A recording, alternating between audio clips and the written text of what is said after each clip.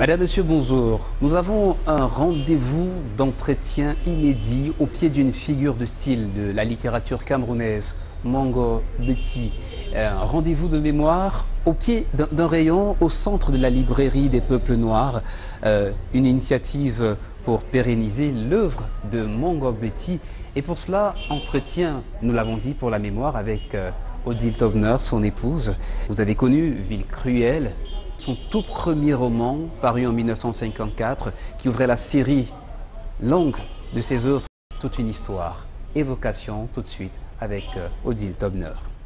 Madame, monsieur, on me disait, on n'a pas fini de découvrir les œuvres de Mongo Betty. Et pour évoquer sa mémoire, Odile Tobner, bonjour. Bonjour. Vous reconnaissez plus comme l'épouse ou comme le professeur agrégé de lettres classiques? Vous vous définissez comment? Pour l'instant, je suis un professeur à la retraite, puisque j'ai pris ma retraite en 1999. Donc c'est une vie qui est assez loin derrière moi maintenant. Bon, je suis Odile Tobner, hein, et comme tel, je m'intéresse à beaucoup de choses, et notamment à tout ce qui nous a mobilisés tous les deux, Mongo Betty et moi, au cours de notre existence. Et quand vous le dites, j'ai envie de vous demander, à chaque fois que le 7 octobre approche, comment vous vous sentez? Vous pensez à quoi? Oui, on a pris avec la Sambé, qui est une société des amis de Mongo Betty, qui exerce ses activités au Cameroun, mais aussi qui a des adhérents dans toutes les parties du monde, et de commémorer chaque 7 octobre par une semaine d'activités, conférences, etc., et de réunions, notamment à Cometam, où repose Mongo Betty, de commémorer sa mémoire, et parce que c'est nécessaire d'entretenir ce souvenir dans son pays natal et dans son village natal. Et en littérature, on pourrait tout aussi bien le dire, l'artiste ne meurt pas. La preuve, il y a ces livres placés au cœur de cette librairie des peuples noirs, voulu donner vie. Lui qui a créé, c'était à quelle initiative? Mongo Betty a créé cette librairie en 1994. Auparavant, pendant sa vie, il avait aussi créé une revue, Peuples noirs, peuples africains, une revue bimestrielle, qui a paru de 78 à 92, et la librairie était le prolongement en quelque sorte puisqu'elle a repris le nom Librairie des peuples noirs, et quand il a été à la retraite, il a voulu apporter des livres au Cameroun. C'était une de ses passions, les livres, et il ne se contentait pas de les écrire et d'attendre ensuite que les autres fassent le travail de diffusion. Il voulait lui-même que les livres arrivent au Cameroun.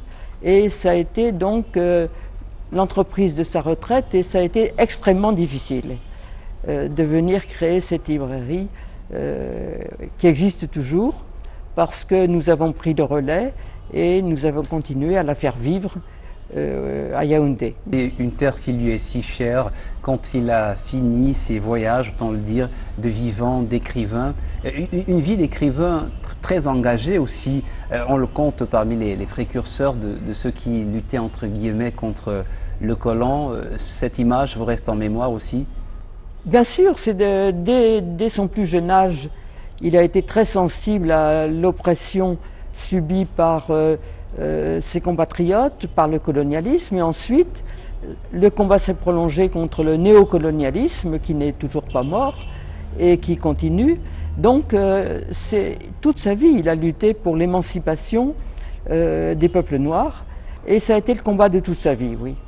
Une vie traversée sous des noms et des pseudos d'Alexandre Bi Diawara, en passant par Esaboto pour s'achever à Mongo Betty. Est-ce que vous pouvez aider les lecteurs à mieux comprendre pour ça? Non, il est né Alexandre Bi Diawara, mais il n'a pas choisi son nom de naissance pour écrire. Il a d'abord pris le pseudo de Esaboto pour son premier roman, et ensuite Mongo Betty pour tous les autres romans.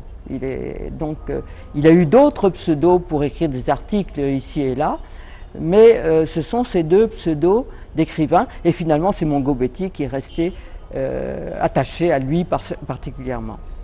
Je pose cette question parce que pour m'être entretenu avec Pabé Mongo, oui, un écrivain de renom aussi, oui, il faisait remarquer que les écrivains de la lutte des indépendances se cachaient derrière des pseudos justement. Est-ce que vous assumez ça pour Mongo Betty? Oui, se cacher c'est beaucoup dire, mais lui prétendait que Alexandre Biyidi-Awala, ça ne se dit pas facilement, c'est compliqué.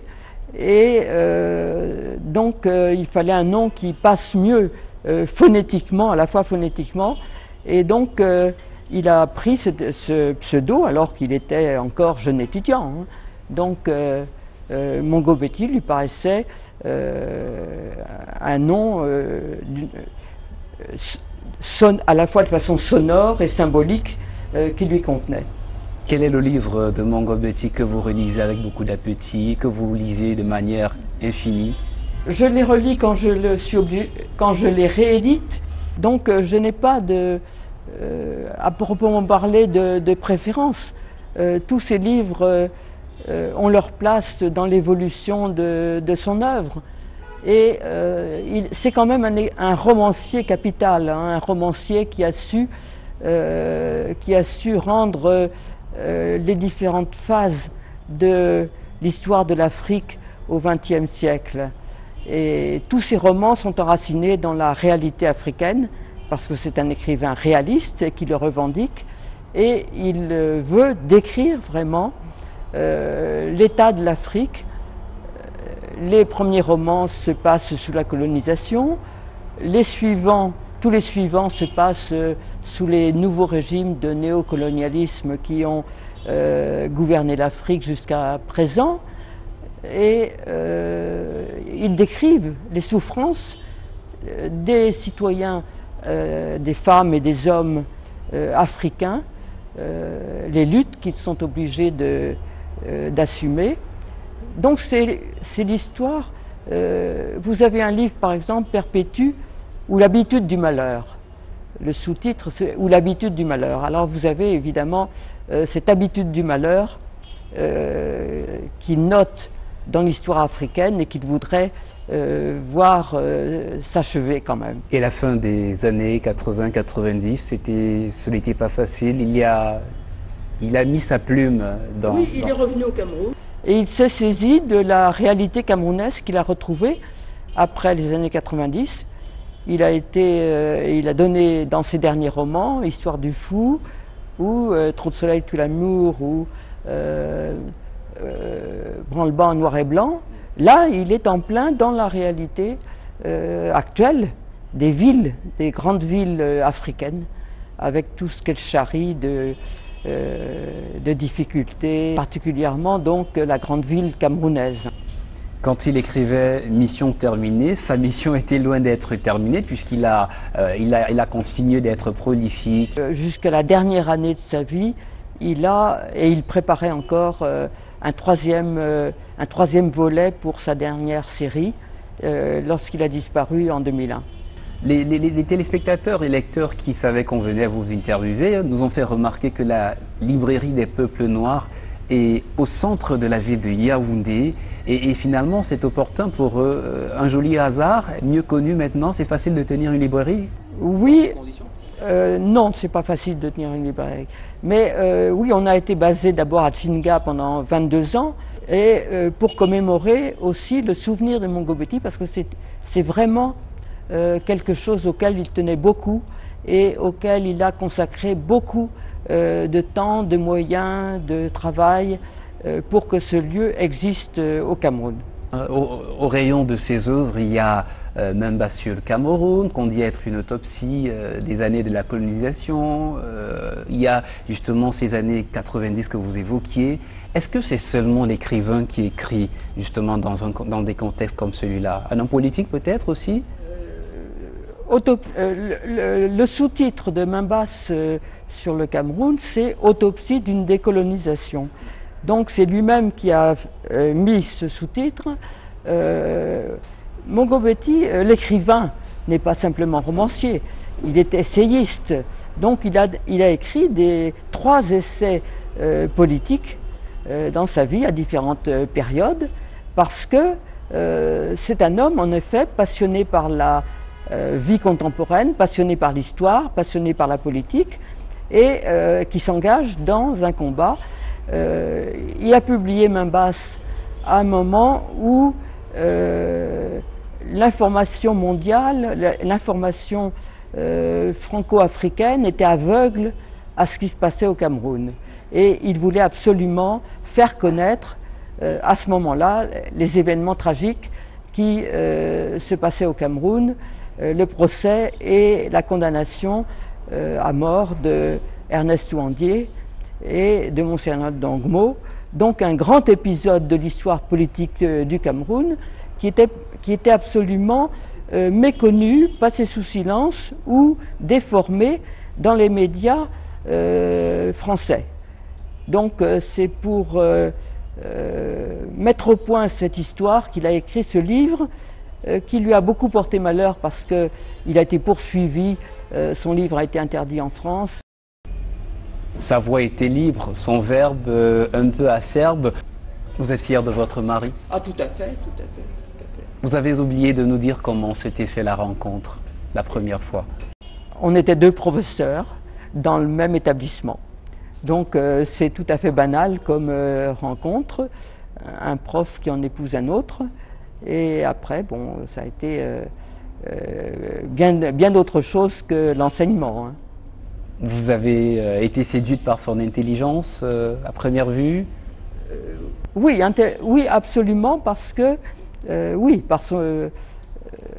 nos conversations au début étaient passionnément politiques. Donc ça a été vraiment le terrain où on a le plus échangé.